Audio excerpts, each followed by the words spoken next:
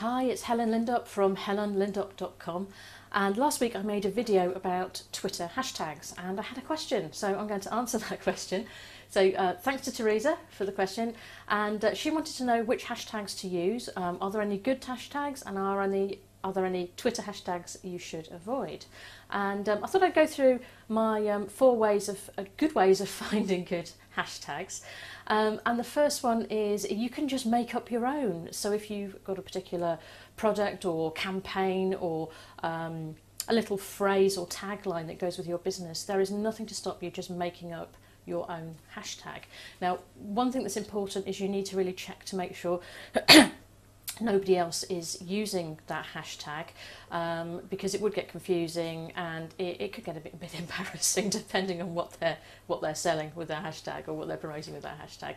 So you need to just do a Google search, do a Twitter search, and ideally search the other networks that are big users of hashtags like Facebook, Google+, Instagram and Pinterest, if you want to be absolutely sure that nobody else is using your hashtag.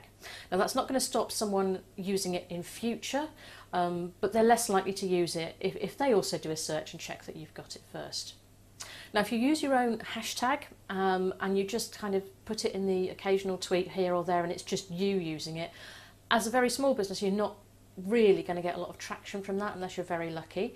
But if you start to think a bit more creatively about it, so if you've got some business contacts, business friends, bloggers that can all tweet using that hashtag on the same day or at the same time, then that hashtag will be spread more widely and you'll get a bit more exposure from that. So have a think about some more creative ways that you can use your own hashtags.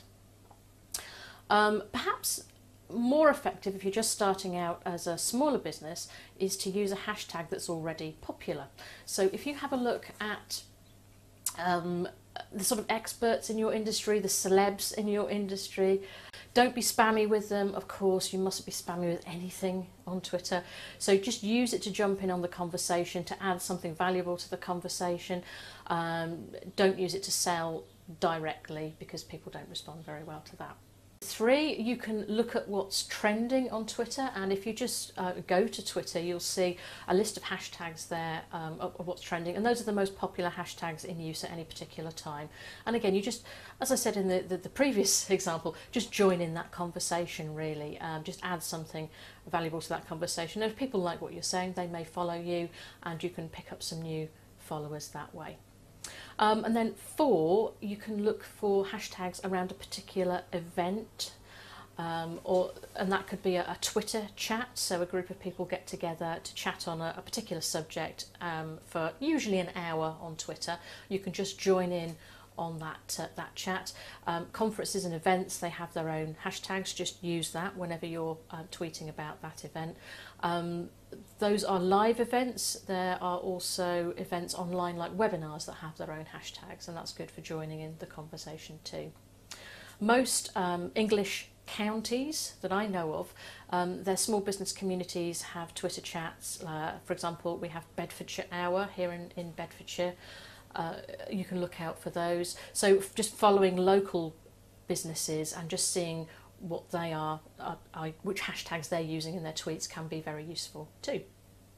Finally, Teresa wanted an example of a bad hashtag, and as you can see, it's really about your goals and are your hashtags going to help you achieve what you want to achieve. So it's not generally a question of good and bad. However, there are some hilariously bad hashtags out there. One that I will put in a caption on this video because it won't come across right if I say it. Susan Boyle had an album party, or at least her PR company had one, and they created an unintentionally hilarious hashtag. So just when you think of a hashtag, do your research to make sure nobody else is using it, and just even show it to a friend and say, does this look okay? And, because it's so easy to get wrapped up in creating a really clever hashtag, and to someone else it could look hilariously awful. Hopefully you won't go there, but it's worth mentioning anyway. So thanks for listening, and I'll see you again soon. Bye.